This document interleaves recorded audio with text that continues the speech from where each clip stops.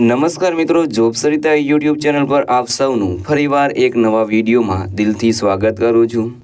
મિત્રો, આજે આપણે આ વિડીયોમાં જોવાના છીએ કે ભારતની એરલાઇન્સ દ્વારા એક નવી ભરતી બહાર પાડવામાં આવી છે।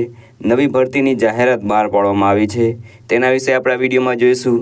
તો મિત્રો, એ એરલાઇન છે તે ઇન્ડિગો એરલાઇન દ્વારા આ ભરતી બહાર પાડવામાં આવી છે। તેમાં 10 પાસ અને 12 પાસ ગ્રેજ્યુએટ અને એનાથી ઉપરની એજ્યુકેશનવાળા પણ આ ભરતી માટે એપ્લાય કરી શકે છે, તેમજ જેમની પાસે અનુભવ છે તે પણ એપ્લાય કરી શકે છે અને ફ્રેશર હોય તે પણ આ ભરતી માટે એપ્લાય કરી શકે છે। તો મિત્રો, હવે આપણે પગારની વાત કરીએ તો પગાર છે તે 47,500 મળવાપાત્ર રહેશે। ભાઈઓ અને બહેનો બંને આ ભરતી માટે એપ્લાય કરી શકે છે। તો મિત્રો, જેમને પણ એરોપ્લેનમાં બેસવાની ઈચ્છા હોય અને ઘણા બધા એવા મિત્રો હોય મારા જેવા કે જે પ્લેનમાં ના બેઠા હોય, તે પણ આ એરલાઇન્સની જે વેકેન્સી છે, ભરતી છે, તેમાં નોકરી મેળવીને વિમાનમાં પણ બેસી શકે છે। તો મિત્રો, હવે આપણે તેનું ફૂલ ડિટેલ જોઈશું, તો વિડીયો તમે પૂરેપૂરો જોજો। અને જો તમને આ વિડીયો સારો લાગે તો વિડીયો લાઇક કરજો, શેર કરજો અને આપ આ ચેનલ પર પહેલી વખત આવ્યા હોય તો ચેનલ સબસ્ક્રાઈબ કરી લેજો, જેથી આવનાર નવા વિડીયોની માહિતી અને આવનાર નવી ભરતીની માહિતી આપ સુધી પહોંચી શકે। તો હવે આપણે તેની ફૂલ ડિટેલ જોઈશું। તો મિત્રો, આપણે આવી ગયા છીએ ઇન્ડિગો એરલાઇન્સનું જે જોબની ડિટેલ છે તેના ઉપર। હવે આપણે આ ભરતી બહાર પાડનાર ઓર્ગેનાઇઝેશન એટલે કે સંસ્થાની વાત કરીએ તો તે છે ઇન્ડિગો એરલાઇન્સ, તેના દ્વારા આ ભરતી બહાર પાડવામાં આવી છે। તો મિત્રો, હવે આપણે પોસ્ટની વાત કરીએ તો અહીં ઘણી બધી પોસ્ટ ઉપર ભરતી થવાની છે। તો તેમાં છે cabin crew, finance consultant, educative finance revenue officer, educative, customer service, ramp અને સિક્યોરિટી।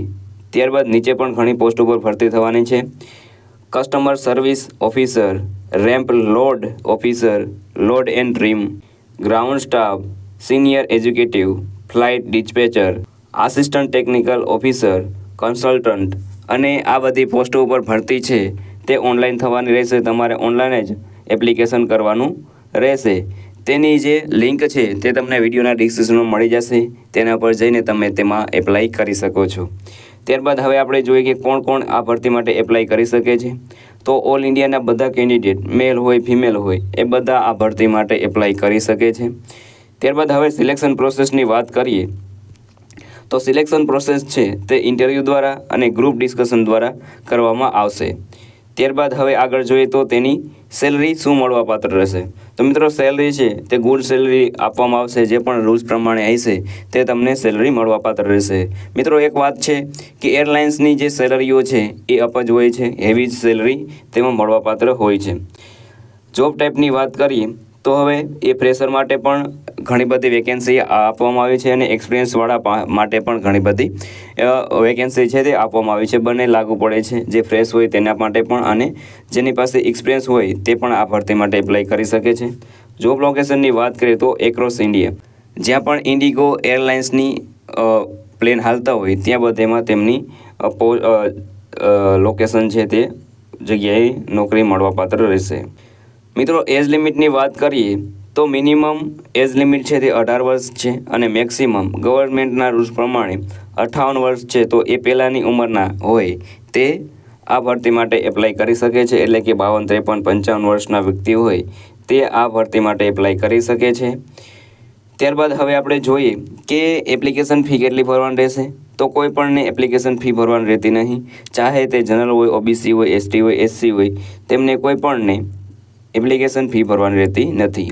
એજ્યુકેશન ક્વોલિફિકેશનની વાત કરીએ તો કેન્ડિડેટે 10 પાસ, 12 પાસ અથવા તો ગ્રેજ્યુએશન અથવા તો તેની રિગાર્ડિંગ જે પણ યુનિવર્સિટીમાંથી કોઈ પણ તમારી પાસે ડિગ્રી હોવી જોઈએ, જે આ જોબ માટે લાગુ પડતી હોય।